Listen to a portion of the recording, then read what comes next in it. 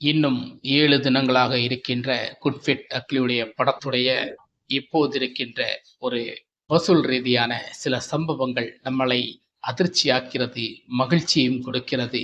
காரணம், இதுவரைக்கும் அஜித் படங்களில் ஒரு படங்கள் சென்றிடாத சாதனைகளை படைத்துக் கொண்டே வருகிறது குட்ஃபிட் அக்லி படம். காரணம், கிட்டத்தட்ட 5000 மேற்பட்ட தியேட்டர்களில் உலக அளவில் இந்த படம் முதல் முறையாக ரிலீஸ் ஆக போகிறது. இந்த படத்தின் இறங்கும் முன் வருமானத்தை சேர்க்கும் அளவிற்கு இந்த படம் மிகப்பெரிய ஒரு பிரபலமான இதாக மாறியிருக்கிறது.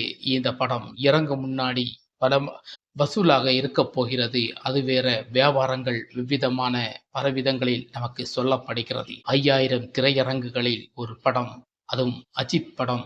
சாதாரண ஒரு இயக்குனர், பெரிய படைப்புகள் கொடுத்த இயக்குனர் அல்ல. இப்பேற்பட்ட ஒரு இயக்குனர், நடிகர் என்று இந்த சாதனை படைப்பது மிக மிக அரிது. அப்பேற்பட்ட சாதனையை தான் இன்னைக்கு குட்ஃபிட் அக்லி படம் வந்து படைச்சிருக்கிறது. 5000 திரையரங்குகளில் இந்த படம் ரிலீஸ் ஆகி ஓடிக்கொண்டிருக்கிறது. ஓடிக்கொள்ளப் போகிறது என்றால் உண்மையிலே அதிர்ச்சியையும் ஆச்சரியத்தை தான் கொடுக்கும். அப்படித்தான் இந்த படத்தோட சூழல் இருக்கிறது. இன்னும் 7 நாட்கள் இருக்கும் அளவிற்கு இருப்பதால் மக்கள் ஒரே எண்ணங்களோடு இருக்கிறார்கள். படம் சீக்கிரமாக பார்க்க வேண்டும், படத்தை பார்த்துவிட வேண்டும். நிச்சயமாக தியேட்டர்களில் சரவெடி கொடுக்க போகிறது. ஆனால் முக்கியமான ஒரு பங்கை நம் தமிழக அரசும் சரி, வெளி மாநில அரசுகளும் சரி, சில விஷயங்களில் கடினமான ஒன்றில் இருக்கிறார்கள். அதை பாராட்டத்தக்க சில விஷயமாக இருக்கிறது. காரணம், இப்பேற்பட்ட பெரிய நடிகர்கள் படம் வந்தால் பிரீமியர் ஷோ போடுவது வழக்கம். ஆனால் இந்த படத்துக்கு பிரீமியர் ஷோ எங்குமே போட முடியாது, போடவும் தேவையில்லை. கிட்டத்தட்ட 6 மணி பிறகு, 8 மணி பிறகு, 9 மணி பிறகு, இப்படித்தான் 12 மணி பிறகு, இப்படித்தான் காலை ஷோகள், மார்னிங் ஷோ வந்து தொடங்குவதற்கான முயற்சிகளும் இருக்கிறது. அதுதான் உண்மை. பிரீமியர் ஷோ கிடையவே கிடையாது.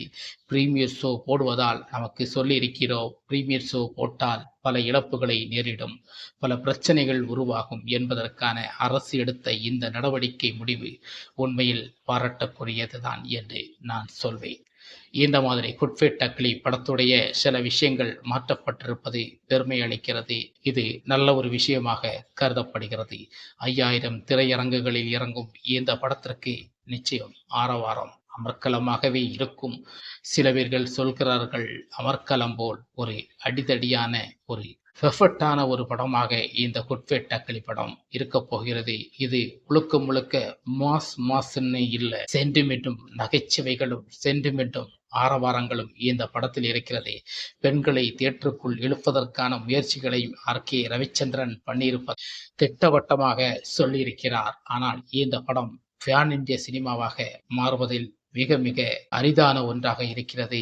பேன் இந்திய சினிமாவாக மாறுவதில் என்ன சந்தேகமும் இல்லை. ஏனென்றால் பேன் இந்திய சினிமாவாக மாறினால்தான் உலக மக்கள் ஒன்று கூடி தியேட்டருக்குள் வருவார்கள் என்ற ஒரு நம்பிக்கையில் தான் இந்த படம் ஏப்ரல் 10ஆம் தேதி நம் திரையரங்குகளில் வெளிப்படையாக வெளியாகப் போகிறது என்பது தெரிகிறது. மீண்டும் அடுத்த வீடியோவில் சந்திப்போம்.